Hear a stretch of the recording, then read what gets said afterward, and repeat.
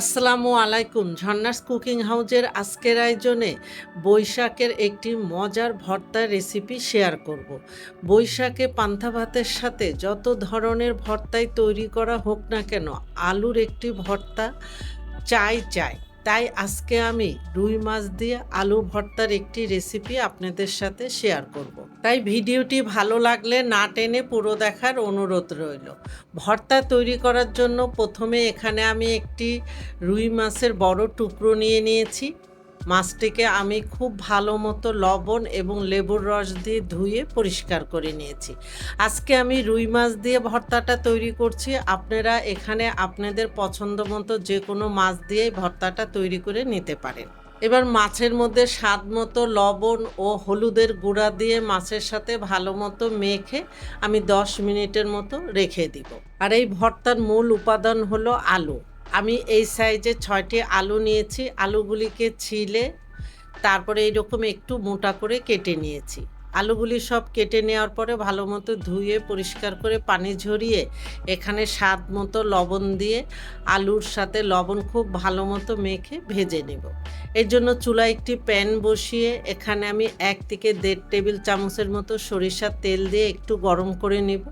এখানে সরিষার তেলের পরিবর্তে আপনারা চাইলে রান্নার তেল দিয়েও ভেজে নিতে পারেন। এখন আগের থেকে কেটে লবণ মাখানো সব আলুগুলি দিয়ে এইভাবে সমান করে দিয়ে এখন আমি ঢাকনা দিয়ে চুলার হিট একদম লোতে রেখে 5 থেকে 7 মিনিটের মতো অপেক্ষা করব। 7 মিনিট পরে ঢাকনাটা তুলে আলুগুলি আবারও উল্টিয়ে দিয়ে আবারও ঢাকনা দিয়ে এই সাইডটাও আমি 5 থেকে 7 মিনিটের মতো অপেক্ষা করব।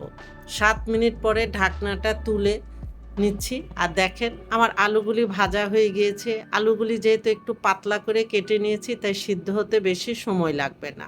এখন প্যান থেকে আলুগুলি সব তুলে নিয়ে ওই একই প্যানের মধ্যে আরও 1 টেবিল চামচ সরিষার তেল দিয়ে এখানে আগের থেকে হলুদ লবণ দিয়ে মেখে রাখা মাছ এবং এখানে স্বাদ মতো অথবা এখানে আমি 8 থেকে 10টি কাঁচামরিচ দিয়ে দিচ্ছি। আর মরিচ এইভাবে একটু কেটে দিয়েছি, নাহলে ভাজার সময় ফুটে উঠতে পারে। এখন মাছ এবং মরিচগুলি ভালো মতো ভেজে নিতে হবে। এবার মাছ উল্টিয়ে দিয়ে কয়েকবার উল্টিয়ে পাল্টিয়ে একটু লাল লাল করে কড়া করে মাছটা ভেজে নিতে হবে। এখন মাছটাকে আবারও উল্টিয়ে দিচ্ছি। আর এইদিকে কাঁচামরিচগুলি ভাজা হয়ে গিয়েছে। কাঁচামরিচগুলি তুলে নিয়ে মাছটাকে আমি আরও একটু লাল লাল করে ভেজে নেব। মাছটা একটু কড়া করে ভেজে নিলে ভর্তাটা খেতে অনেক মজার হয়। আমার মাছটা ভাজা হয়ে গিয়েছে। এখন মাছটা আমি তুলে ঠান্ডা করে কাটা বেছে নিয়ে আমি পাটায় ভর্তা বানাতে চলে যাচ্ছি। আমি আজকে পাটায় ভর্তাটা তৈরি করে নিচ্ছি। আপনারা চাইলে ব্লেন্ডারেও ভর্তাটা তৈরি করে নিতে পারেন। প্রথমে আগের থেকে ভেজে রাখা আলুগুলি একদম মিহি করে বেটে নিতে হবে। আলু বেটে নেওয়ার পরে তারপরে আগের থেকে ভেজে কাটা বেছে নেওয়া মাছগুলি দিয়ে মাছগুলোও একদম মিহি করে বেটে নেব। আলু মাছ বেটে নেওয়ার পরে ভেজে রাখা কাঁচামরিচগুলিও একদম মিহি করে বেটে নিতে হবে। আলু মাছ এবং কাঁচামরিচ বেটে নেওয়ার পরে এখানে আমি 1/2 কাপের মতো পেঁয়াজ একটু মোটা করে কেটে নিয়েছি। তবে পেঁয়াজগুলি আমি একদম মিহি করব না, যাতে একটু গোটা গোটা থাকে, তাহলে ভর্তাটা খেতে অনেক মজার হবে। পেঁয়াজগুলি এইভাবে একটু আদা ভাঙা করে হালকাভাবে বেটে নেব। আমি আবারও বলছি, পেঁয়াজগুলি কোনোভাবেই মিহি করে বাটতে যাবেন না। এই রকম গোটা গোটা থাকলে ভর্তাটা খেতে ভীষণ মজার হয়। এখন এখানে আমি স্বাদ মতো কিছু ধনিয়া পাতা কুচি দিয়ে ধনিয়া পাতা কুচিটা একদম মিহি করে বেটে নেব।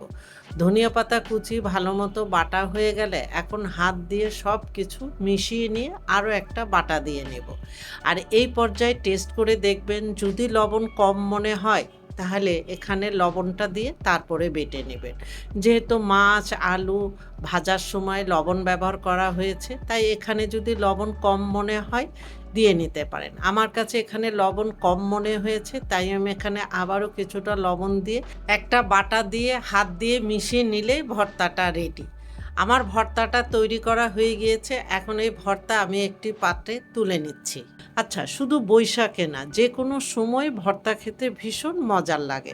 সেটা হোক পান্তা ভাত বা গরম ভাত। ভর্তা তৈরি করার শেষে পাটায় এইভাবে ভাত মেখে খেতে কার কেমন লাগে প্লিজ আমাকে কমেন্ট বক্সে কমেন্ট করে জানাতে পারেন।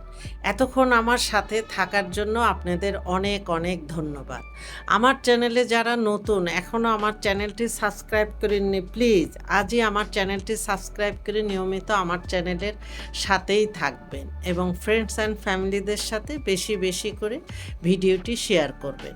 আপনারা ভালো থাকবেন, আমাদের জন্য দোয়া করবেন। আল্লাহ হাফেজ।